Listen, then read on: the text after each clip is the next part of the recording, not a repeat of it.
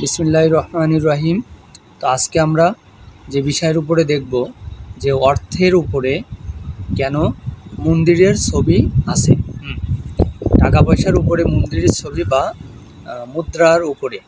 হ্যাঁ, তো কিতাবুল ফিতান থেকে আমরা যদি এই বিষয়টা দেখি যে আসলে মূলত আজ থেকে বহু বছর আগে মুসলিমদের শাসন আমলে তৎকালীন সময় মুসলমানরা সমুদ্রের অভিযান করত এবং সেই সমস্ত অভিযানে সব থেকে বেশি অর্থ, সাম্রাজ্য, কোটিপতি, অর্থ সব কিছু মুসলিমদের হাতে ছিল। হ্যাঁ, এই ব্যাপারে আবু কালিব হতে বর্ণিত, তিনি বললেন, আমি মাসলামা ইবনু মাখওয়াল আল আনসারি বলতে শুনেছি, তিনি সামুদ্রিক অভিযান করে কিছুটা বৃদ্ধি করেছিল, যার সৈন্যরা অপছন্দ করেছিল। তার সৈন্যরা কি করলো? অপছন্দ করলো। মানে সামুদ্রিক অভিযান মানে ব্যবসা বাণিজ্য বেশি বৃদ্ধি করার কারণে সৈন্যরা কি করলো? অপছন্দ করলো। এবং তিনি তাদের অবস্থান দেখে মিম্বারে দাঁড়িয়ে বললেন, হে মিশরীয়বাসী, বলল যে হে মিশরীয়বাসী, তোমরা আমাকে ভৎসনা করো না, অর্থাৎ তোমরা আমাকে কি করো না? অমান্য করো না। আল্লাহ কসম, কি বলল? যে আল্লাহর কসম, হ্যাঁ, নিঃসন্দেহে আমি বৃদ্ধি করেছি তোমাদের সৈন্য সংখ্যা এবং তোমাদের রসদপত্র অনেক বৃদ্ধি করেছি। অর্থাৎ সে কী করলো? আবু কালিব কী করলো? যে সে রসদ বৃদ্ধি করছে। হ্যাঁ, অনেক রসদ বৃদ্ধি করছে, অনেক সৈন্য বৃদ্ধি করছে মুসলিমদের উপকারের জন্য, মুসলমানদের উপকারের জন্য। কিন্তু সেই রসদ কী করলো? আর আমি তোমাদের শত্রুদের বিরুদ্ধে তোমাদের শক্তিশালী করেছি। কি করলো? যে তোমাদের শত্রুদের বিরুদ্ধে তোমাদেরকে শক্তিশালী করেছি। তো আজকে যদি আমরা দেখি যে আমাদের মুসলমানদের শত্রু কারা, হ্যাঁ, এখন দেখো, এখন এমন একটা সময় আমরা বাস করতেছি যে সময় এই পৃথিবীতে 4টে ধর্ম স্থান করে নিয়েছে। প্রথমত মুসলিম ধর্ম, প্রথমে আছে খ্রিস্টান ধর্ম, যারা পৃথিবীতে অধিক জনসংখ্যা নিয়ে তারা একটা জোট হয়ে আছে। দ্বিতীয়ত আছে মুসলিম ধর্ম, পরে আছে হিন্দু ধর্ম, তারপর আছে বৌদ্ধ ধর্ম। এছাড়াও অনেক অগণিত ধর্ম আছে।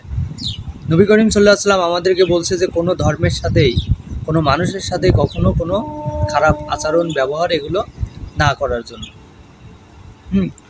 অনেকে চিন্তা করবে, কিন্তু এখন এই টাকা দিয়ে দেখা গেল এই টাকায় অনেকে অনেক কথা বলতেছে। কেউ বলে যাচ্ছে আলহামদুলিল্লাহ, কেউ বলে যাচ্ছে সুবহানাল্লাহ, কেউ বলে যাচ্ছে অবশ্যই টাকায় মন্দির রাখা যাবে না, কেউ বলে যাচ্ছে টাকার ভিতরে সব এরকম হবে। দেখো, এতদিন যে মানুষগুলো টাকার ছবির ভিতরে ছিল, এটা এখন না, এটা যেখান থেকে অ্যারাবিক, যেখানে রিয়াল, অর্থাৎ তুমি যদি দেখো সূরা কাহাফের ভিতরে আসছে যে সেই সময় সেই যুবকগুলো যখন ঈর্ষা নিয়ে আসছিল, মানে রূপার মুদ্রা নিয়ে সেই বাজারে আসে, তখন তাদের একটাই উদ্দেশ্য ছিল, সেই মুদ্রা দিয়ে তারা যে অর্থ দিয়ে যে জিনিসটা কিনবে সেই জিনিসটা যেন খুবই ভালো হয়, মানে কি তার মানসম্মত যেন ভালো হয়, সেটা খাইতে পারে, যা খেলে শরীরের উপকার হয়। পচা বাসি বা কোনো খাবার কলাম সে আনেনি। সেভাবে তাদেরকে বলতেছে, তোমরা এই রৌপ্য নিয়ে সেই শহরে যাও এবং দেখো কিছু ভালো খাবার পাও কিনা, অর্থাৎ হালাল খাবার বা সুন্দর খাবার, হ্যাঁ, মার্জিত খাবার। তো অর্থাৎ দেখো, টাকার কাজ হচ্ছে যে কিছু ভালো জিনিসপত্র কিনা, হালাল জিনিসপত্র উপার্জন করা বা ভালো খাবার কিনা, এগুলোই হচ্ছে উদ্দেশ্য মূলত।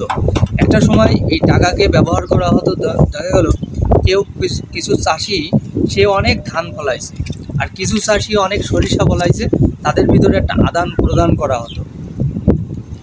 হ্যাঁ, তো এটা কিয়ামতের আলামত। মনে করো যে কিতাবুল ফিতান বলতেছে কিয়ামতের আলামত সম্পর্কে ডিস্টেন্স বর্ণনা করে কিতাবুল ফিতান, যে এখন এমন একটা সময় আসবে, নবী করিম সাল্লাল্লাহু আলাইহি ওয়াসাল্লাম আমাদেরকে বলে গেছে যে সেই সময় তোমাদের ভিতরে যারা মানে কি ধন সম্পদ যাদের কখনো ছিলই না, তাদের কাছে চলে আসবে, আর ধন সম্পদ তাদের কাছে চলে আসবে, এবং এই জন্যই তো কিয়ামত তোমাদের সন্নিকটে। অর্থাৎ দেখো, আমরা যদি এগুলো নিয়ে লড়াই করি যে মন্দির থাকবে কি মসজিদ থাকবে, গির্জা থাকবে কি কারোটা থাকবে, এরকম এগুলো নিয়ে যদি আমরা সবসময়ের জন্য চিন্তা ভাবনা করি, আমরা কলাম অনেক পিছায় যাব, অনেক পিছনে পড়ে যাব। মূলত সারা বিশ্বের ভিতরে এখন মুসলমানদের হাতে অর্থ ব্যবস্থাটা দুর্বল। তারা গলাম জাহাজ নিয়ে পৃথিবীর এক প্রান্ত আরেক প্রান্ত যে বাণিজ্যগুলো করতো, এখন কলাম সেই বাণিজ্যগুলো খুবই কম, তাদের হাতে কম, যার কারণে স্বর্ণের বিনিময় কি করা হয়েছে, সারা পৃথিবীতে কারেন্সি নির্মাণ করা হয়েছে। এখনকার সময় আমরা যে টাকা, রিয়াল যা কিছু দেখি না কেন, পৃথিবীর বিভিন্ন দেশে বিভিন্ন ইউরো যত প্রকার মানি দেখি না কেন, সবই দেখা গেল স্বর্ণ একদিকে আর কাগজের টাকা একদিকে। হ্যাঁ, তার উপরে পরিমাপ করে কি করছে, মানুষের কাছে পৌঁছে দিয়েছে।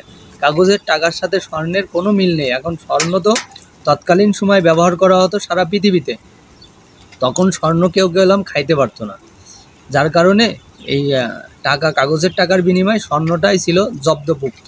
সবাই ভাবতো এটা ফিরে আসবে, এরকম চিন্তা চেতনা নিয়ে তাদের ভিতরে থাকতো।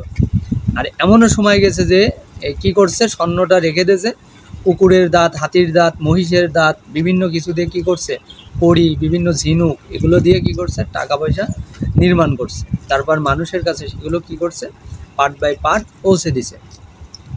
এখন আমরা যদি দেখি যে এই কারেন্সি আসলে আমাদের কতটা উপকার করবে, আল্লাহ তাআলা আমাদেরকে বলতেছে যে একজন ভালো মুসলিম সেই কিনা যোদ্ধা, যে কিনা যার কাছে আছে অস্ত্র, যার কাছে আছে অর্থ, যার কাছে মানে সে যে শহরে থাকে সে শহরে সে যেন অবশ্যই সমৃদ্ধশালী, অর্থাৎ তার দ্বারা যেন ইসলামের উপকার হয়।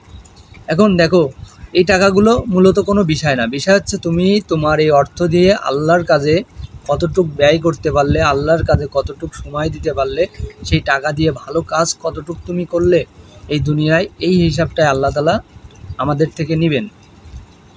নবী করিম সাল্লাল্লাহু আলাইহি ওয়াসাল্লাম আমাদেরকে এই ব্যাপারে আরও বলতেছে যে হাদিসটার ভিতরে আর সেভাবে যে নোট করে রাখতে বলতেছে যে বর্তমানে এর কিছু বাকি নেই। আজ পৃথিবীতে নেতৃত্ব আসনে বিভিন্ন রাষ্ট্রের ক্ষমতায় আঁকড়ে আছে শরিয়াতের আদালতে। এদের বিচার যদি হয় তাহলে ধর্ষণের বিচারের কারণে কেউ মৃত্যুদণ্ডের বিচার হবে, ছুরির দায়ে কারোর হাত কাটা যাবে, কারো জেল হবে, কারো ফাঁসি হবে।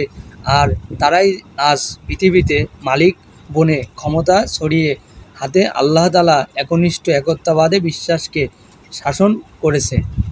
দেখো, যদি আজকে পৃথিবীতে এই আল্লাহ তাআলার শাসন, ইসলামিক কায়নাত প্রতিষ্ঠিত থাকতো, তাহলে গলাম আজকে প্রত্যেকটা মানুষ কেউই ছাড় পেত না। এখানে নবী করিম সাল্লাল্লাহু আলাইহি ওয়াসাল্লাম আমাদেরকে এটাই বোঝাচ্ছে যে আমরা ঠিক সেম, আমরা এখন যখন আছি তখন দেখো আমি নিজেও কখনো কি পারতাম না, ছাড় পাতাম না, আর তখন অন্য মানুষের কথা। তাই আল্লাহ তাআলা আমাদেরকে বলতেছে যে আমরা যদি ইসলামিক দৃষ্টিতে আমাদের বিচার করা হয়, সেই বিচারের আওতায় আমরা সবাই কি হব, ধরা খেয়ে যাব।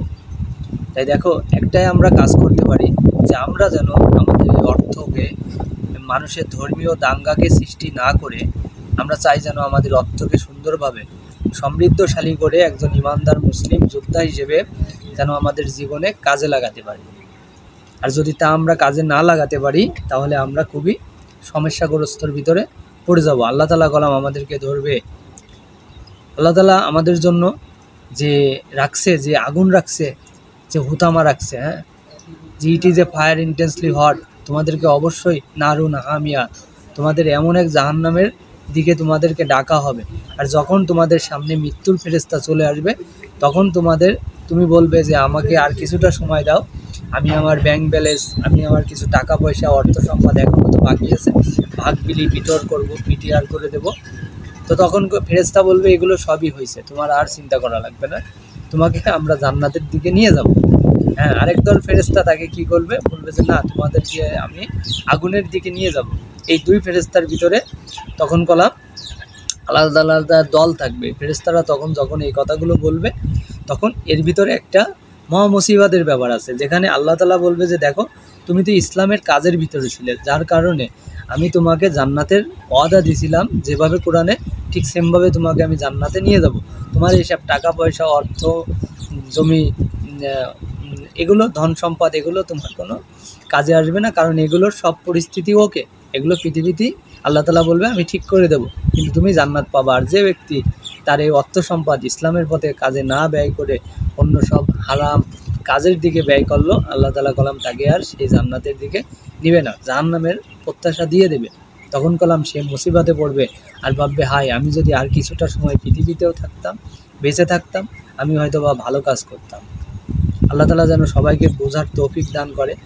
এখান থেকে বিদায় নিচ্ছি, আল্লাহ হাফেজ। তো অবশ্যই যেন আমরা যেন এই টাকাটা নিয়ে যেন দাঙ্গা হাঙ্গামা সৃষ্টি না করি, কারণ বর্তমান বাংলাদেশে যদি আমরা দেখি যে 90% যদি 80% মুসলমান থাকে, 5% বৌদ্ধ, 5% খ্রিস্টান, 10% হিন্দু।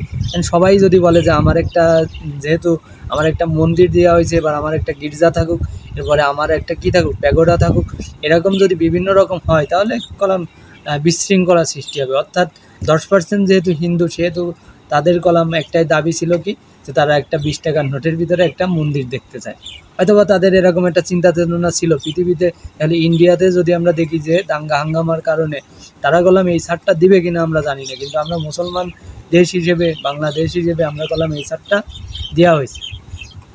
অবশ্যই আপনারা যারা আমার চ্যানেলটিকে দেখছেন অবশ্যই সাবস্ক্রাইব করে আমার সাথে থাকবেন এবং চ্যানেলটিকে শেয়ার করে দেবেন। আল্লাহ হাফেজ।